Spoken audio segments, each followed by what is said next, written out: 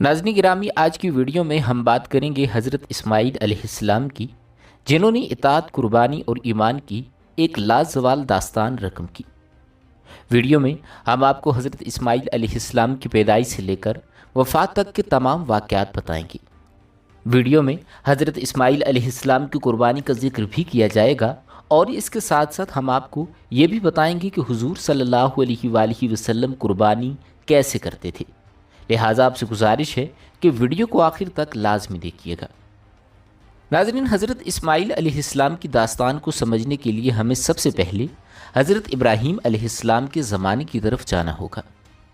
حضرت ابراہیم علیہ السلام اللہ تعالیٰ کے عظیم نبی تھے، جنہیں خلیل اللہ یعنی اللہ کا دوست بھی کہا جاتا ہے۔ اللہ تعالیٰ کی وحدانیت کا پرچار کرنے پر نمرود نے حضرت ابراہیم علیہ السلام کو آگ میں ڈالنے کا حکم دیا، لیکن اللہ تعالیٰ نے آگ کو ٹھنڈا کر دیا اور حضرت ابراہیم علیہ السلام کو بچا لیا۔ اس واقعے کے بعد حضرت ابراہیم علیہ السلام نے اپنی قوم کو چھوڑ کر ہجرت کی اور مختلف سرزمینوں کا سفر کیا۔ ان کی شادی حضرت سارہ علیہ السلام سے ہوئی، جو ایک نیک اور وفادار بیوی تھیں، لیکن کافی عرصے تک ان کے ہاں کوئی اولاد نہ ہوئی، جو اس زمانے میں بہت بڑی آزمائش سمجھی جاتی تھی۔ حضرت سارہ علیہ السلام نے اپنے خاوند کی اولاد کی خواہش کو دیکھتے ہوئے اپنی لونڈی حضرت ہاجرہ علیہ السلام کو حضرت ابراہیم علیہ السلام کے لیے تجویز کیا۔ حضرت ہاجرہ علیہ السلام ایک نیک اور پاک باز خاتون تھیں جو مصر سے تعلق رکھتی تھیں۔ بعض روایات کے مطابق وہ مصر کے فرعون کی طرف سے حضرت سارہ کے ساتھ بطور تحفہ بھیجی گئی تھی۔ حضرت ابراہیم علیہ السلام نے حضرت ہاجرہ سے شادی کی اور اللہ تعالیٰ کی رحمت سے کچھ عرصے بعد حضرت ہاجرہ کے ہاں ایک بیٹے کی پیدائش ہوئی، جس کا نام حضرت اسماعیل علیہ السلام رکھا گیا۔ یہ واقعہ اس وقت پیش آیا جب حضرت ابراہیم علیہ السلام کی عمر مبارک 86 سال کے قریب تھی۔ حضرت اسماعیل علیہ السلام کی پیدائش حضرت ابراہیم علیہ السلام کے لیے بہت بڑی خوشخبری تھی، کیونکہ وہ برسوں سے اولاد کی دعائیں مانگ رہے تھے۔ حضرت اسماعیل علیہ السلام کی پیدائش کے بعد گھر میں خوشی کا ماحول تھا، لیکن جلد ہی ایک نئی آزمائش سامنے آئی۔ اس دوران حضرت ابراہیم علیہ السلام کو اللہ تعالیٰ نے حکم دیا کہ وہ حضرت ہاجرہ اور ننھے اسماعیل کو لے کر ایک دور دراز سرزمین میں چلے جائیں۔ اللہ تعالیٰ کے حکم پر حضرت ابراہیم علیہ السلام اپنی بیوی حضرت ہاجرہ اور بیٹے حضرت اسماعیل کو لے کر ایک ایسی سرزمین کی طرف روانہ ہوئے جو اس وقت مکمل طور پر ویران تھی۔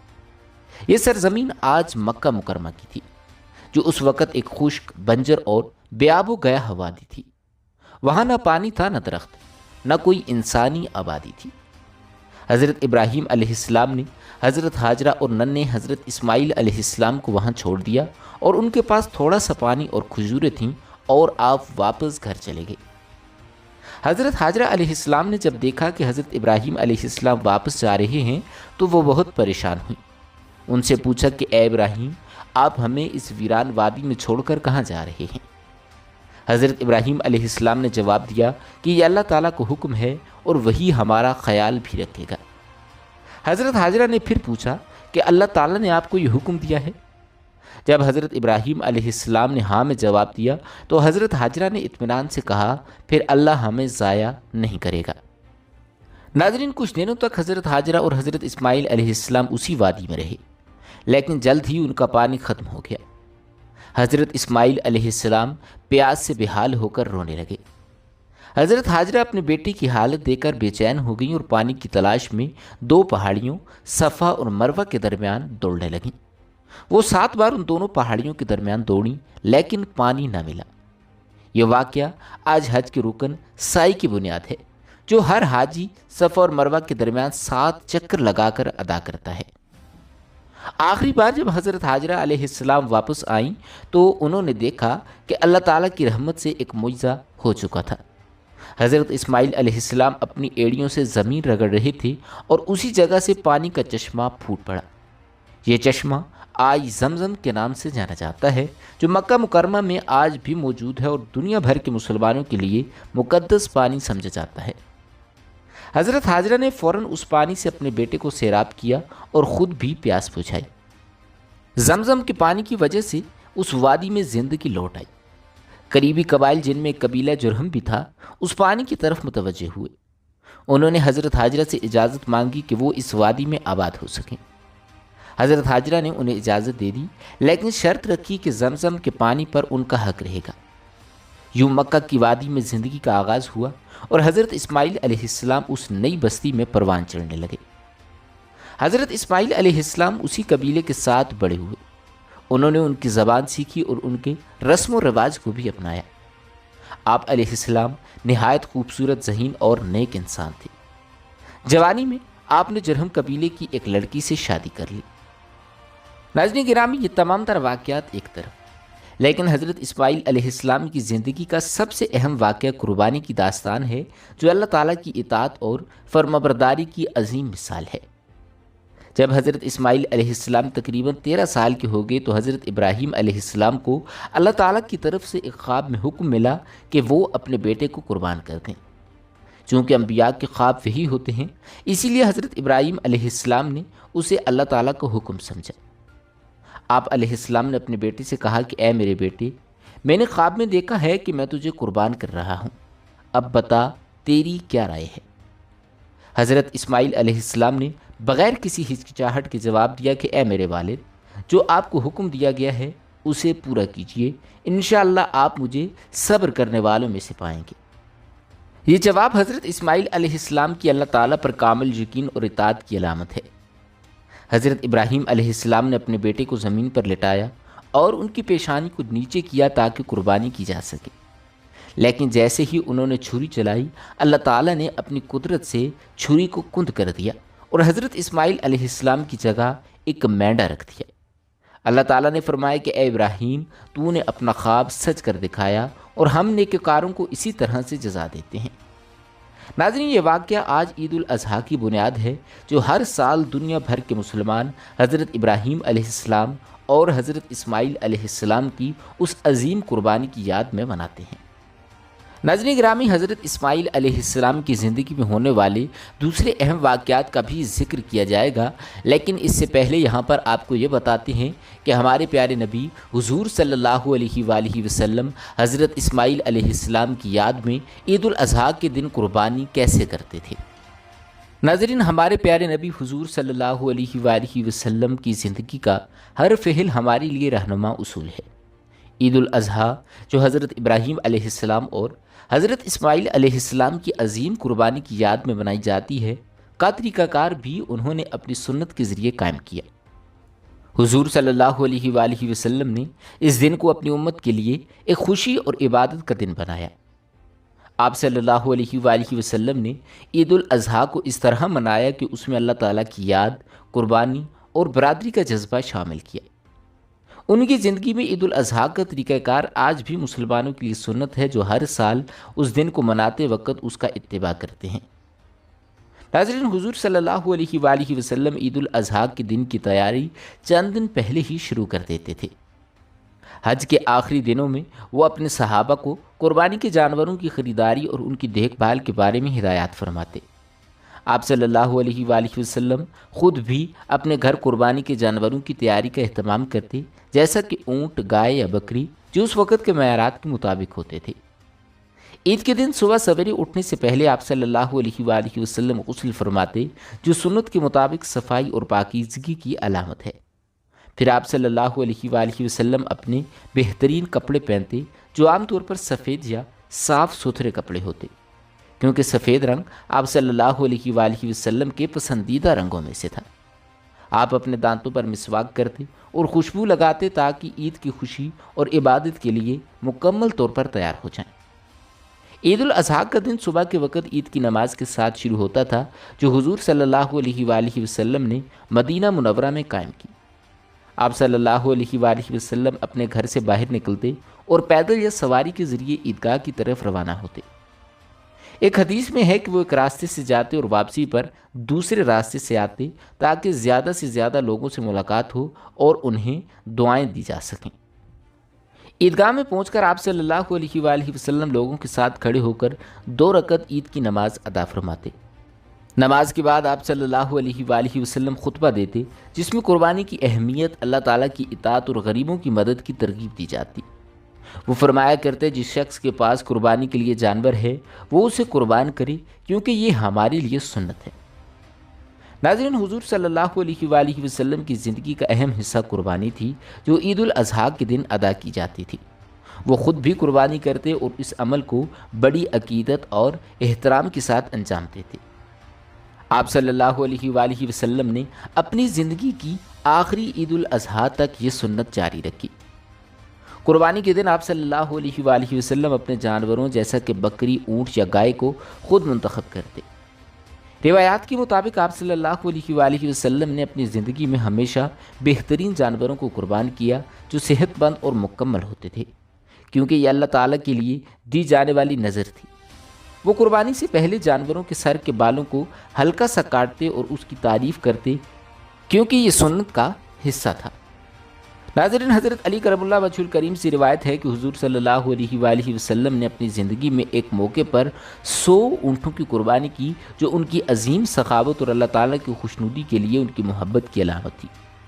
قربانی کے گوشت کو آپ صلی اللہ علیہ وآلہ وسلم 3 حصوں میں تقسیم کرتے۔ ایک حصہ اپنے خاندان کے لیے، ایک حصہ رشتہ داروں اور دوستوں کے لیے، اور ایک حصہ غریبوں اور ضرورت مندوں کے لیے۔ یہ عمل غربت کے خاتمے اور دوسروں کے ساتھ محبت بانٹنے کی تعلیم بھی دیتا ہے۔ عید الاضحیٰ کے دن حضور صلی اللہ علیہ وآلہ وسلم اپنے صحابہ اور اہل مدینہ کے ساتھ مل کر خوشیاں مناتے، بچوں کو عید کی مبارکباد دیتے اور ان کے سر پر ہاتھ رکھتے اور انہیں تحائف دیتے۔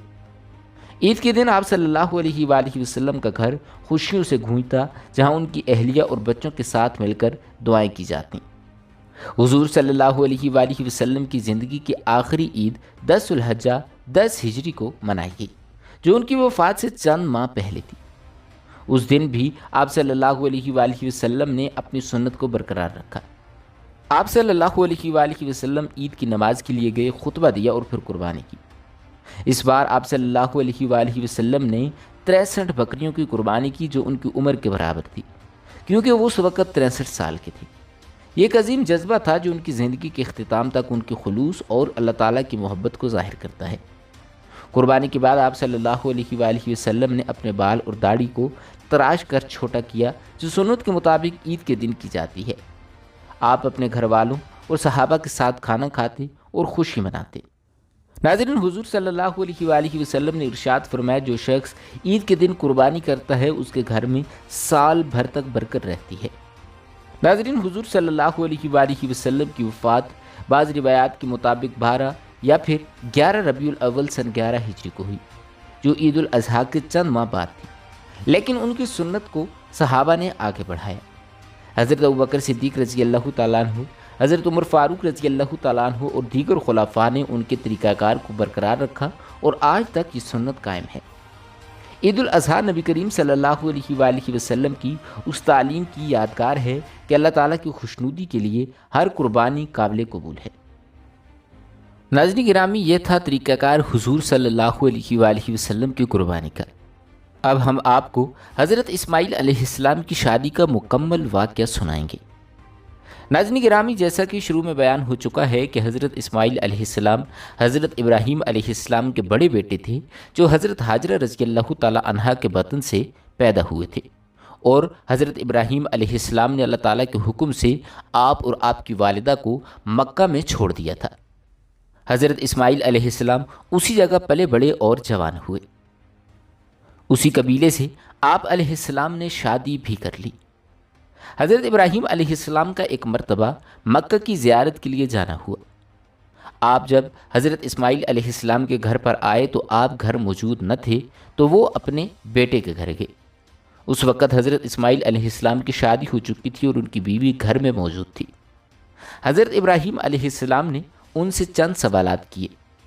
حضرت ابراہیم علیہ السلام نے اپنا نام نہ بتایا اور دریافت کیا کہ تمہارا شوہر کہاں ہے؟ بیوی نے کہا کہ وہ شکار کے لیے باہر گئے ہیں۔ حضرت ابراہیم علیہ السلام نے پوچھا کہ تمہاری زندگی کیسی گزر رہی ہے؟ بیوی نے شکایت کی کہ ہم بہت تنگی اور فقر میں زندگی گزار رہے ہیں۔ حضرت ابراہیم علیہ السلام نے آخر میں کہا کہ جب تمہارا شوہر آئے تو ان سے کہنا کہ ایک بوڑھا آدمی آیا تھا اور کہتا گیا ہے کہ اپنے دروازے کی چوکھٹ کو بدل دو۔ جب حضرت اسماعیل علیہ السلام گھر واپس آئے تو بیوی نے یہ بات پوری بتا دی۔ حضرت اسماعیل علیہ السلام فوراً سمجھ گئے کہ یہ ان کے والد حضرت ابراہیم علیہ السلام تھے اور وہ یہ پیغام دراصل ان کی بیوی کے رویے کے بارے میں دے کر گئے ہیں۔ چنانچہ آپ علیہ السلام نے اسے طلاق دے دی۔ کچھ عرصے کے بعد حضرت اسماعیل علیہ السلام نے دوسری شادی کی۔ حضرت ابراہیم علیہ السلام ایک اور بار آئے اور پھر وہی منظر ہوا۔ حضرت اسماعیل علیہ السلام گھر پر موجود نہ تھے۔ حضرت ابراہیم علیہ السلام نے نئی بیوی سے وہی سوالات کیے کہ تمہارا شوہر کہاں ہے؟ اس نے جواب دیا کہ وہ شکار کے لیے گئے ہیں۔ آپ نے پوچھا کہ زندگی کیسے گزر رہی ہے؟ نئی بیوی نے شکر ادا کرتے ہوئے کہا کہ اللہ تعالیٰ کا شکر ہے، سب کچھ اچھا ہے۔ حضرت ابراہیم علیہ السلام نے کہا کہ جب تمہارا شوہر آئے تو کہنا کہ ایک بوڑھا آدمی آیا تھا، اس نے کہا ہے کہ اپنے دروازے کی چوکھٹ کو مضبوط رکھو۔ جب حضرت اسماعیل علیہ السلام واپس آئے تو بیوی نے یہ بات بتائی۔ وہ سمجھ گئی کہ یہ ان کے والد تھے اور انہوں نے موجودہ بیوی کے حسن سلوک کی تعریف کی ہے۔ حضرت اسماعیل علیہ السلام نے اس بیوی کو اپنی زندگی میں باقی رکھا۔ ناظرین، حضرت اسماعیل علیہ السلام کی زندگی کا ایک اور خوبصورت واقعہ کعبۃ اللہ کی تعمیر ہے۔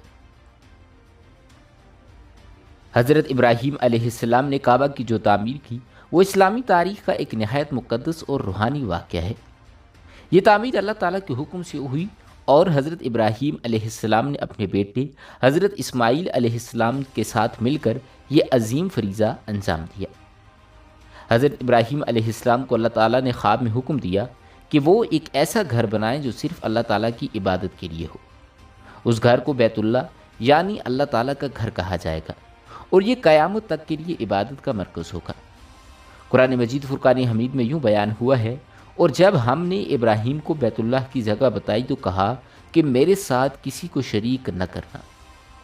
ناظرین، حضرت ابراہیم علیہ السلام نے حضرت اسماعیل علیہ السلام سے کہا کہ اللہ تعالیٰ نے انہیں ایک گھر بنانے کا حکم دیا ہے۔ حضرت اسماعیل علیہ السلام نے جواب دیا کہ جیسے اللہ تعالیٰ کا حکم ہے میں بھی آپ کے ساتھ ہوں۔ دونوں باپ بیٹا مل کر وادی مکہ میں تعمیر کے کام میں مصروف ہو گئے۔ حضرت اسماعیل علیہ السلام پتھر لا لا کر دیتے تھے۔ حضرت ابراہیم علیہ السلام پتھروں کو ترتیب سے رکھتے تھے۔ جیسے جیسے دیوار بلند ہوتی گئی حضرت ابراہیم علیہ السلام ایک خاص پتھر پر کھڑے ہو کر تعمیر کرتے رہے اور آج یہی مقام مقام ابراہیم کہلاتا ہے۔ حضرت ابراہیم علیہ السلام اور حضرت اسماعیل علیہ السلام دونوں نے تعمیر کے دوران بار بار دعائیں کی۔ ایک دعا قرآن مجید فرقان حمید میں یوں بیان ہوئی ہے کہ اے ہمارے رب، ہماری دعاؤں کو قبول فرما، بے شک تو ہی سننے والا اور جاننے والا ہے۔ قرآن مجید فرقان حمید کے ایک دوسرے مقام پر حضرت ابراہیم علیہ السلام کی دعا یوں بیان کی گئی ہے کہ اے ہمارے رب، ہمیں اپنا فرمانبردار بنا اور ہماری نسل میں سے بھی ایک فرمانبردار امت پیدا کر۔ ناظرین، جب کعبہ مکمل ہو گیا تو اللہ تعالیٰ نے حضرت ابراہیم علیہ السلام کو حکم دیا کہ لوگوں میں حج کا اعلان کرو۔ قرآن مجید فرقان حمید میں یہ بات یوں بیان ہوئی ہے، اور لوگوں میں حج کا اعلان کرو، وَأَذَّنْ فِي النَّاسِ بِالْحَجِّ۔ روایات کے مطابق حضرت ابراہیم علیہ السلام نے ایک پہاڑی ابو قبیس یا جبل صفا پر کھڑے ہو کر اعلان کیا اور اللہ تعالیٰ نے اس آواز کو پوری دنیا میں پہنچا دیا۔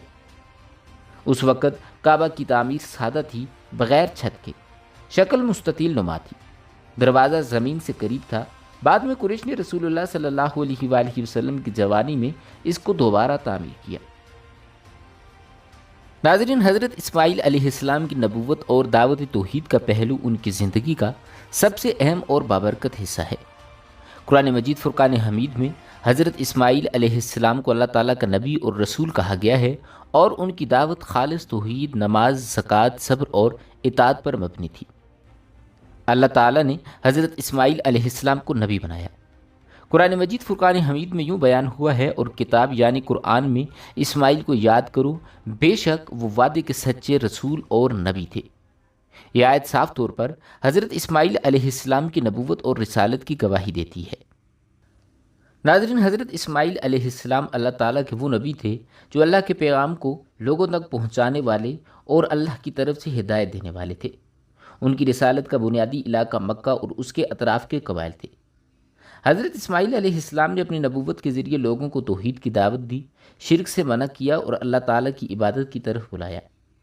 آپ علیہ السلام نے اپنے والد حضرت ابراہیم علیہ السلام کے ساتھ مل کر خانہ کعبہ کی تعمیر کی، جو توحید کا عظیم مرکز ہے۔ قرآن مجید فرقان حمید اور احادیث میں حضرت اسماعیل علیہ السلام کے بارے میں متعدد صفات کا ذکر آیا ہے۔ پہلی جگہ ارشاد فرمایا کہ وہ صبر اور حکمت کے ساتھ معاملات کو سنبھالتے تھے۔ پھر فرمایا وہ اپنے وعدوں کے پکے تھے، جو ایک نبی کی اہم صفت ہے۔ سورہ مریم میں ارشاد فرمایا کہ وہ اپنے گھر والوں کو نماز اور زکوٰۃ کا حکم دیتے تھے اور اللہ کے ہاں پسندیدہ تھے۔ ناظرین، حضرت اسماعیل علیہ السلام کی اولاد سے عرب قبائل خصوصاً قریش وجود میں آئے۔ ان کی نسل سے ہی آخری نبی حضور صلی اللہ علیہ وآلہ وسلم کی ولادت ہوئی۔ اس طرح حضرت اسماعیل علیہ السلام کی نبوت اور ان کی زندگی کا اثر اسلامی تاریخ پر بہت گہرا ہے۔ حضرت اسماعیل علیہ السلام ایک عظیم نبی اور رسول تھے، جنہوں نے اپنی زندگی کے ذریعے ایمان، صبر، اطاعت اور قربانی کی لازوال مثال قائم کی۔